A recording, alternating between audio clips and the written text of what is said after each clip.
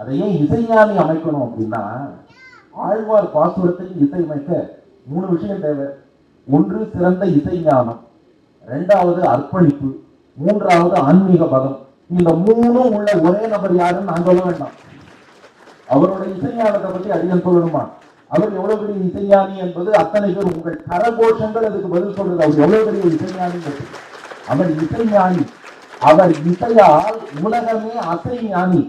அவர் இசையில் ஊறிய தசை ஞானி. நம் வாழ்வுக்கு திசை ஞானி. பாட்டை உள்ளத்தில் பதிய வைக்கும் பசை ஞானி. பாட்டோடு தெய்வீகத்தை திசை ஞானி. நம் உள்ளங்களை ஈர்க்கும் புவியீர்ப்பு விசை ஞானி இந்த இசை ஞானி. அப்ப அவருடைய இசை ஞானம் எல்லாருக்கும் தெரியும். சரி, இசை ஞானம் இருந்தால் மட்டும் போதாது, அர்ப்பணிப்புங்கிறது இருக்கணும்.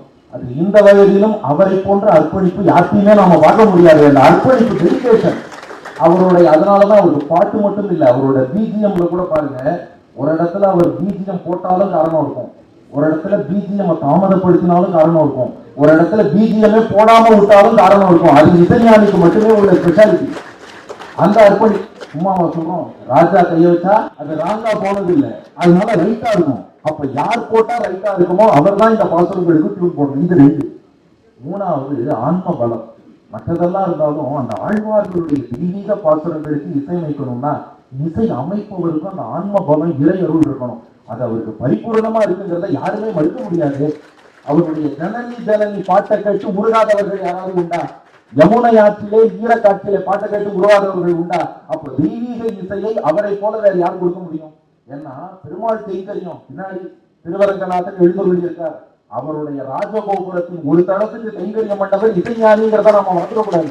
அப்ப அவரை விட சிறப்பாக ஆழ்வார்கள் 12 ஆழ்வார்கள் 247 பாசுரங்களால போற்றிய ரங்கநாதனுக்கு கோபுரம் கட்டி கொடுத்தவர். அந்த ரங்கநாதனுக்கு இப்ப இசை கோபுரம் கட்டி கொடுக்கிறார் என்றால் எப்பேற்பட்ட தருணம். இது 3வது கேள்விக்கான பதில். நமக்கு நேரம் ஆயிடுச்சு. 4வது கேள்வி. இப்ப இதை நாம அனுபவித்தோமே. இப்ப இந்த பாட்டை தினந்தோறும் நம்ம எல்லார் வீட்லையும் இனிமே இசைஞானியும் திவ்ய பிரபந்த இசை ஒழிக்கப்படுது. இதனால் நாம் அடையக்கூடிய பலன் என்னன்னா, ஒன்று, இந்த ஆழ்வார் பாசுரங்களை பற்றிய விழிப்புணர்வு எல்லோருக்கும் ஏற்படும். ஏன்னா இசைஞானி உங்களுக்கு இசையமைக்கிறாருன்னா என்னன்னு பார்க்கணும்னு எல்லாருக்கும் ஒரு உணர்வு வரும். இவ்வளவு பேர் வந்திருக்கோம் இல்லையா, அது என்னங்கிற எண்ணம் வரும். ஏன்னா இசை பாடுபவர்கள் பாடாதவர்கள் இருக்கலாம், இசை கேட்காதவர்கள் யாரும் கிடையாது. அப்ப நிச்சயமாக இது ஒரு விழிப்புணர்வு. அடுத்த ஜெனரேஷன் யங்ஸ்டர்ஸ் ஆழ்வார்களை பற்றி அறிந்து கொள்ள இது ஒரு சிறந்த வாய்ப்பு. 2, இந்த பாடல்கள் இனி யாருக்கும் மறக்காது. அந்த நாதமுனிகள் சொன்ன விஷயம், இசை வடிவம் கொடுத்து விட்டால் அது மறக்காது. நீ இசைஞானி இசையில கேட்கிறோம்னா, ஒரு சின்ன உதாரணம் சொல்றேன். நான் 8ஆம் கிளாஸ் படிக்கும் போது எங்களுக்கு ஒரு மனப்பாட பாட்டு, குனித்த புருவமும் கொவ்வை செவ்வாயில் குமிழ் சிரிப்பும் பனித்த சடையும் பவளம் போல் மேனியில் பால் வெந்நீரும் இனித்தமுடன் எடுத்த பொற்பாதமும் காணப்பெற்றால் மனித பிறவியும் வெண்டுவதையும் மாநிலத்தேனி. இது திருநாவுக்கரசர் பாடிய தேவார பாட்டு. இது எங்க வாத்தியார் சொல்றதுக்கு முன்னாடி என் பக்கத்துல உட்கார்ந்து இந்த பையன் சொன்னான். எப்படா சொன்னேன்னு கேட்டேன். இது தளபதி பட பாட்டுப்பா, இசைஞானி இசையமைச்சிருக்காங்க. அப்போ ஒரு தேவார பாட்டுன்னா தெரியாது, இசைஞானி பாட்டுன்னா தெரியும். அப்போ இளைஞர்கள் நினைவில் கொள்வதற்கு இதை விட சிறந்த வழி உண்டா? 3வது, இந்த இசை என்பதுதான் நம்ம உணர்ச்சிகள், அந்த எமோஷனை நல்லா கன்வே பண்ணும். அப்போ இசைஞானியின் இசையோடு சேர்ந்து இந்த பாடல்கள் அப்படியே நாம பகவான்கிட்ட சொன்னா நம் உணர்வுகளை இறைவனிடம் தெரிவிக்க முடியும். ஒரு கம்யூனிகேஷன். இதுவரை நாம் பண்ண பூஜைங்கிறது ஒரு ரிச்சுவலா இருக்கும். நாளைக்கு இந்த பாடலை சொல்லி நாம் அந்த பூஜையை செய்யும் போது உள்ளம் உருகும். we can communicate with Lord. இறைவனுக்கும் நமக்கும் ஒரு இன்டராக்ஷன். ஏன்னா அந்த இசை என்பதுதான் அதை கொடுக்க வல்லது. அதனாலதான் பாருங்க, இப்ப நான் பேசின பேச்ச மறுபடியும் 10 நிமிஷம் பேசுறேன்னா யாரை கேட்டீங்களா? ஒரு தடவை கேட்டதே கஷ்டம். ஆனா இசைஞானி ஒரு பாட்டை பாடுறாருன்னா மீண்டும் ஒரு முறை பாட சொல்லுங்க, மீண்டும் ஒரு முறை பாடு. பாட்டுக்கு மட்டும்தான் ரிப்பீட், பேச்சுக்கெல்லாம் ரிப்பீட் இல்ல, அப்பீட்டு நீ போ, அவ்வளவுதான். பாட்டுக்கு மட்டும்தான் என்னைக்குமே. யூடியூப்ல அவருடைய பாடல்கள் எத்தனை முறை மீண்டும் மீண்டும் கேட்கிறோம். அப்ப அதை மீண்டும் மீண்டும் கேட்டு அந்த உணர்வோடு கலக்கக்கூடியது இதுதான் இசை.